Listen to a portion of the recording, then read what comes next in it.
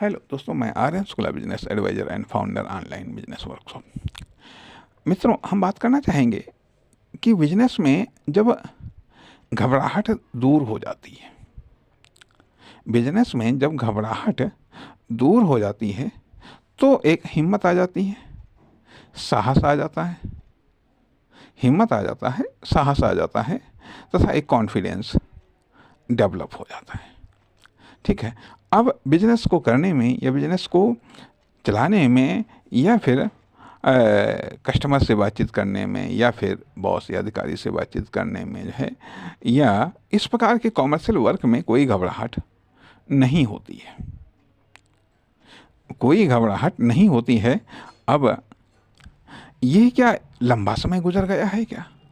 और यदि लंबे समय तक आपको बिजनेस में कोई कार्य करने से घबराहट नहीं हुई तो इसका मतलब है कि आपने कोई ऐसा नया कार्य नहीं स्टार्ट किया है, नया कार्य नहीं किया है जिसको करने में आपको घबराहट हो, या फिर बिजनेस में आपने कोई ऐसा कार्य नहीं स्टार्ट किया है जो आपके लेवल से काफ़ी ऊंचा हो, ये जिसके बारे में आप नहीं जानते हो परफेक्ट तरीके से, आपने ऐसा कोई कार्य नहीं स्टार्ट किया, अर्थात अब आपको कॉन्फिडेंस आ गया है। अब आपको लगने लगा कि हाँ, हम बिजनेस को चला ले जाएंगे, लेकिन बिजनेस चलता नहीं है, लेकिन बिजनेस चलता नहीं है। जब बिजनेस को करना आ जाता है, बिजनेस को चलाना आ जाता है, लेकिन बिजनेस आगे चलता नहीं है, बिजनेस आगे बढ़ता नहीं है, आपकी फर्म, दुकान, कंपनी, कॉमर्शियल एक्टिविटी आगे बढ़ती नहीं है, आगे बढ़ती नहीं है, तो फिर क्या गड़बड़ी हुई है? तो क्या गड़बड़ी हुई जिसके कारण आपका बिजनेस या आपकी फर्म, दुकान, कंपनी आगे नहीं बढ़ पा रही है, जबकि आपकी घबराहट दूर हो गई, आपकी घबराहट दूर हो गई।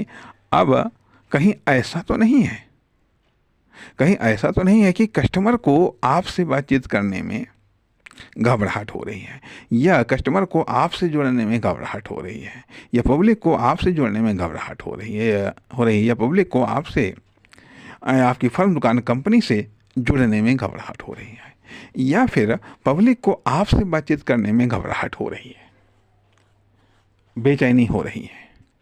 या फिर यदि ऐसा है तो उसको दूर कीजिएगा। यदि ऐसा है, दूर कीजिएगा, अर्थात कहीं पब्लिक या कस्टमर को तो किसी प्रकार का भय या आशंका तो नहीं लग रही है जिसके कारण पब्लिक या कस्टमर का इंटरेस्ट आप में या आपकी फर्म, दुकान, कंपनी में, आपके प्रोडक्ट या सर्विस में उसका इंटरेस्ट नहीं जाग रहा है। यदि ऐसा है तो यदि ऐसा है तो भी आपका बिजनेस या आपकी फर्म, दुकान, कंपनी या आपका प्रोडक्ट या सर्विस आगे नहीं बढ़ पाएगा। जब पब्लिक या कस्टमर निर्भीक होकर के, निडरता के साथ में, साहस और हिम्मत के साथ में आपसे जुड़ पाएगा, जुड़ने का प्रयास करेगा, तब आपका बिजनेस आगे बढ़ेगा, तब आपकी फर्म, दुकान, कंपनी आगे बढ़ेगी, तब आपका प्रोडक्ट या सर्विस आगे बढ़ेगी, तब आपकी सेल्स बढ़ेगी, तभी आपका इन्वेस्टमेंट बढ़ सकता है, तभी आपकी इनकम बढ़ सकती है। आपने तो अपनी घबराहट दूर कर ली, लेकिन अब क्या आपका कुछ ऐसा बिहेवियर है कि जिससे पब्लिक को या कस्टमर को घबराहट हो रही है, या उसको मज़ा नहीं आ रहा है, या उसको इंटरेस्ट नहीं आ रहा है?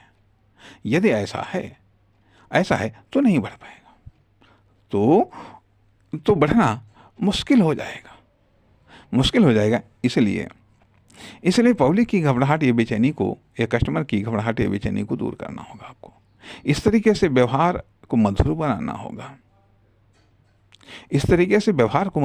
होगा, कि किसी भी प्रकार की या किसी भी लेवल के कस्टमर या पब्लिक को आपके साथ जुड़ने या जुड़े रहने में किसी भी प्रकार के कोई आशंका या खतरा या नुकसान होने की संभावना नज़र नहीं आनी चाहिए, बल्कि कहीं पर उसको ये लगना चाहिए कि शायद उसने आपका नुकसान कर दिया है। कहीं पर शायद उसको ये लगना चाहिए कि हाँ, उसने आपका नुकसान कर दिया, अर्थात उसको अपने टैलेंट पर, उसको उसके टैलेंट के अनुसार उसको जिताना चाहिए। जब आप कस्टमर को या पब्लिक को उसके टैलेंट के अनुसार उसको जिताते हैं, भले ही किसी समय आपका लॉस हो जाए, होने दो, लेकिन उसको जिताइएगा तो कस्टमर रिपीट होगा, सेल्स आपकी कंप्लीट होगी। अन्यथा यदि आप हर समय खुद को ही जीतने के बारे में सोचेंगे, खुद को ही जिताते रहेंगे, खुद को जिताते रहेंगे, अर्थात कस्टमर को या पब्लिक को जिताने के लिए यदि खुद पराजित होना भी पड़ता है तो चलेगा, क्योंकि आपकी जीत या पराजय मायने नहीं रखती है। यदि आपकी जीत या पराजय मायने नहीं रखती है, मतलब ये है कि आपकी फर्म, दुकान, कंपनी, आपकी प्रोडक्ट या सर्विस की, आपके बिजनेस की जीत होनी चाहिए, भले ही उसके लिए आपको क्यों ना पराजित होना पड़े, उसके लिए भले ही आपको क्यों ना पराजित होना पड़े या किसी समय पराजित होना ना पड़े। और कभी कभी होता यह है कि हम अपनी जीत के चक्कर में बिजनेस को हार जाते हैं। हम जीते हैं, भले ही बिजनेस हार जाए, भले ही हमारी फर्म, दुकान, कंपनी हार जाए, हमारा प्रोडक्ट या सर्विस हार जाए, लेकिन खुद की जीत के साथ कोई कंप्रोमाइज़ नहीं करना चाहते। तो यह एक गलत कल्चर है, यह एक गलत आदत है, यह एक गलत व्यवहार है।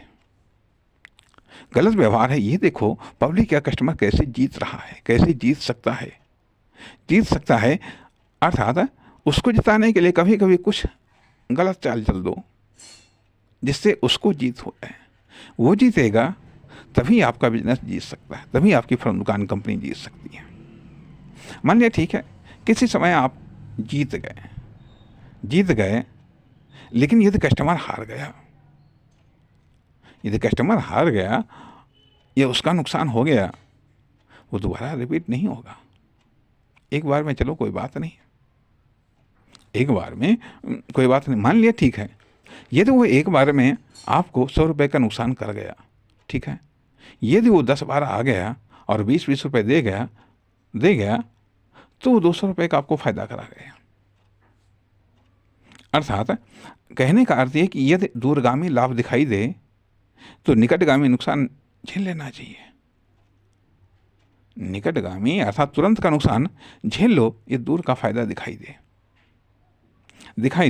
और वैसे भी है कि कहा जाता है कि ग्राहक भगवान का रूप होता है, कस्टमर भगवान का रूप होता है। इसलिए जब उसको इस तरीके से आप तरजीह देंगे तो आपकी जो कनेक्टिविटी है, आपकी कनेक्टिविटी कस्टमर के साथ में, या आपकी फर्म, दुकान, कंपनी की कनेक्टिविटी कस्टमर के साथ में, या आपके प्रोडक्ट या सर्विस की कनेक्टिविटी कस्टमर के साथ में, चाहे वह कस्टमर कंज्यूमर हो, चाहे वह बिजनेस टू बिजनेस कस्टमर हो, तो निश्चित तौर पर एक लंबे समय तक रहेगी। अर्थात ये कनेक्टिविटी से ही तो हम प्रॉफिट कमाते हैं, कनेक्टिविटी से ही तो सेल्स जनरेट होती है, कनेक्टिविटी से ही तो इन्वेस्टमेंट, पब्लिक का इन्वेस्टमेंट आता है। कहने का अर्थ कि सेल्स अर्थात पब्लिक का इन्वेस्टमेंट, सेल्स अर्थात पब्लिक का फुटकर इन्वेस्टमेंट क्यों, कब, कैसे करेगा, इस पर सोचना है, इसकी प्लानिंग करनी है। नमस्कार, धन्यवाद।